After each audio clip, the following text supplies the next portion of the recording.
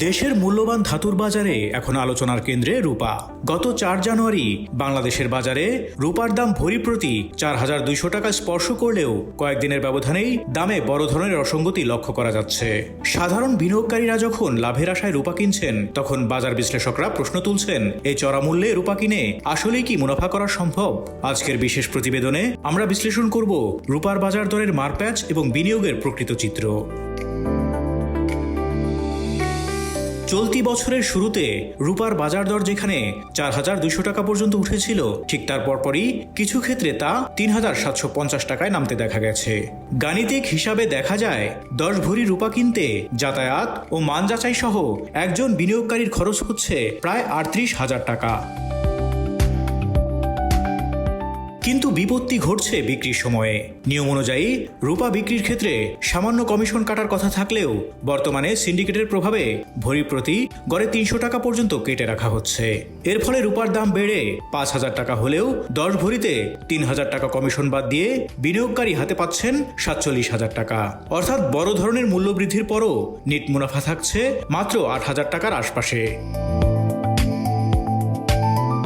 বিনিয়োগের সময়কাল বিবেচনায় নিলে এই মুনাফার চিত্রটি খুব একটা আশাব্যঞ্জক নয়। 38,000 টাকা বিনিয়োগ করে 2 মাস অপেক্ষার পর যদি 8,000 টাকা লাভ হয়, তবে মাসিক মুনাফার হার দাঁড়ায় প্রায় 4,000 টাকা, যা সঞ্চয়পত্রের 10% লাভের সমান। বাজার বিশ্লেষকদের মতে একটি স্মার্ট ইনভেস্টমেন্ট তখনই বলা যায় যখন প্রতি ভরিতে অন্তত 1,000 থেকে 1,500 টাকা নেট মুনাফা নিশ্চিত হয়। কিন্তু রূপার বর্তমান বাজার পরিস্থিতিতে এই পরিমাণ মুনাফা করতে হলে বাজার দর ব্যাপক হারে বৃদ্ধি পেতে হবে, যা স্বল্প সময়ে ঘটা প্রায় অসম্ভব। বরং বছরে বড়জোর 2 থেকে 3 বার কেনাবেচার সুযোগ তৈরি হতে পারে, যা দীর্ঘমেয়াদী বিনিয়োগকারীদের জন্য চিন্তার কারণ। রূপা কেনাবেচায় স্বচ্ছতার অভাব নিয়েও উঠছে নানা প্রশ্ন। 10 ভরি বা প্রায় 117 গ্রাম রূপার ক্ষেত্রে যে পরিমাণ অর্থ কমিশন হিসেবে কাটা হচ্ছে, তা আধা কেজি বা 1 কেজি রূপার ক্ষেত্রে আকাশচুম্বী। যদি কোনো বিনিয়োগকারী 1 কেজি রূপা কেনেন, তবে শুধুমাত্র বাজারজাতকরণ ও মধ্যস্বত্বভোগীদের কারসাজিতেই তাকে প্রায় 25,800 টাকা পর্যন্ত লোকসান গুনতে হতে পারে। সাধারণ ব্যবসায়িক যুক্তিতে দেখা যায়, সমপরিমাণ অর্থ যদি ক্ষুদ্র বা মাঝারি মানের কোনো ব্যবসায় খাটানো হয়, তবে তার রিটার্ন বা মুনাফা রূপার তুলনায় কয়েক গুণ বেশি হওয়া সম্ভব। ফলে বাজারে বর্তমান চড়া মূল্যে রূপা ক্রয়ের যৌক্তিকতা নিয়ে সংশয় থেকেই যাচ্ছে।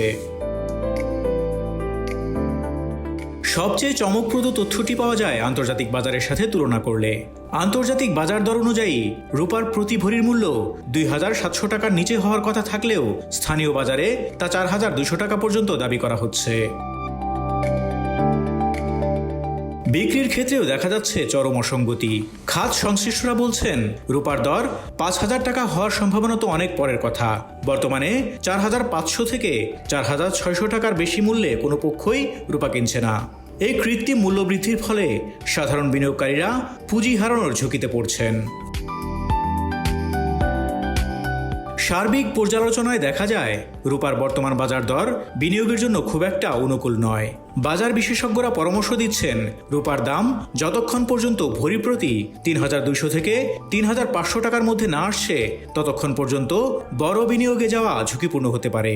আবেগে বা হুজুগে পড়ে নয়, বরং বাজার বিশ্লেষণ করে এবং সঠিক সময়ের অপেক্ষা করাই হবে বুদ্ধিমানের কাজ।